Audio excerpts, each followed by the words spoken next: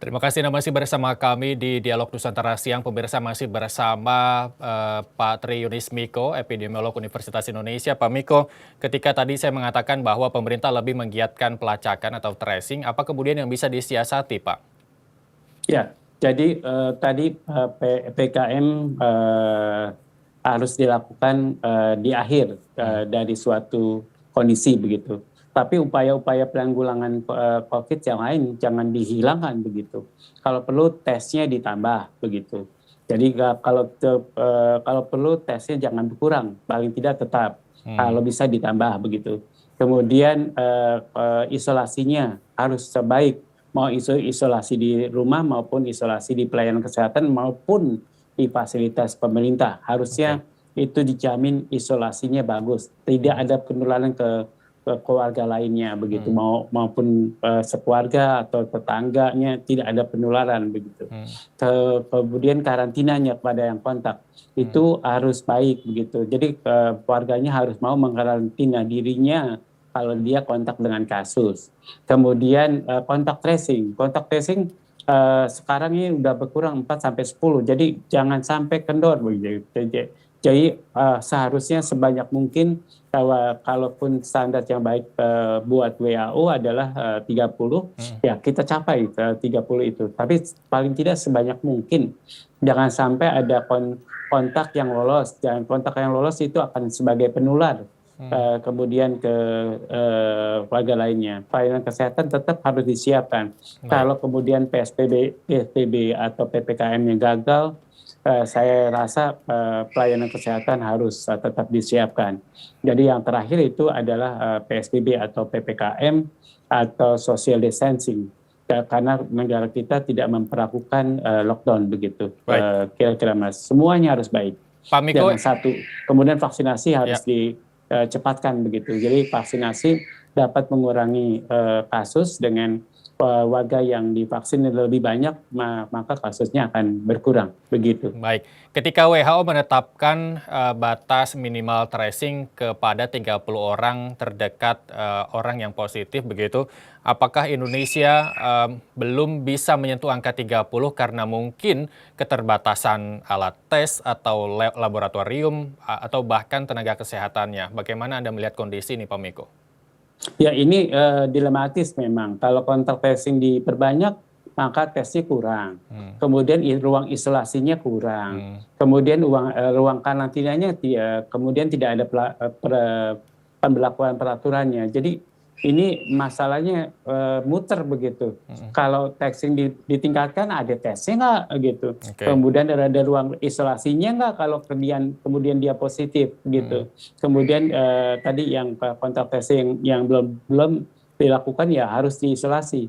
Tapi tesnya kan nggak terlambat begitu. Jadi menurut saya mulai dari tes diperbanyak, kemudian kalau perlu kita beli mobile tes untuk semua kabupaten.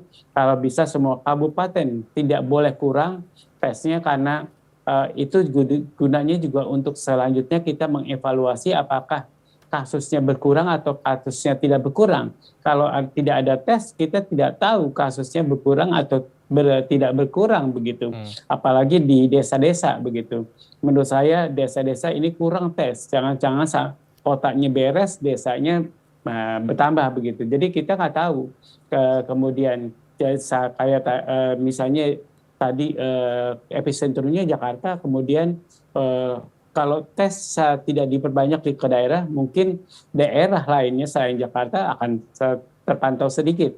Jadi kalau tesnya diperbanyak, jadi daerah tahu bahwa daerah sudah banyak. Itu kan karena tesnya. Jangan lupa, tes itu menjadi kunci keberhasilan dalam penanggulangan COVID-19.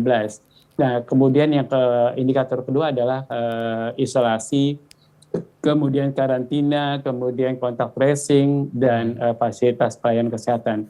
Dan yang selanjutnya ada PSBB dan vaksinasi memang tambahan, dan itu bisa diandalkan begitu. Baik, Pak Miko, tolong dikonfirmasi ketika rapid test sudah tidak bisa menjadi patokan karena harus melakukan tes lanjutan yaitu PCR swab test begitu. Apakah itu juga mempengaruhi bahwa tes di Indonesia belum memenuhi apa yang disyaratkan minimal oleh WHO. Terus kemudian bangsa Indonesia, anak Indonesia sudah mengeluarkan tes genos seperti yang kita ketahui.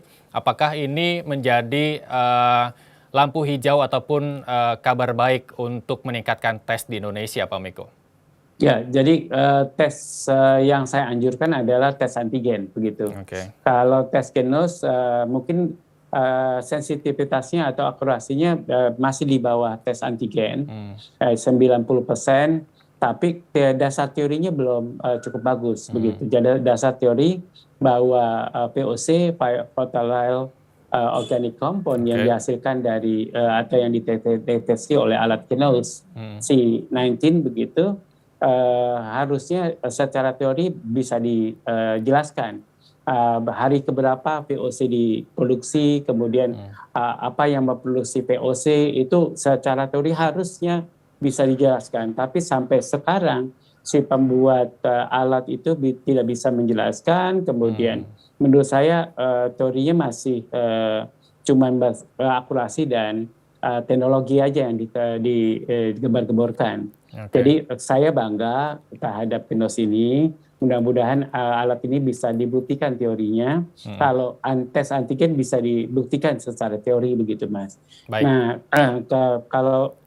kalau seandainya pemerintah tidak bisa membeli alat mobile PCR itu cuma 2M.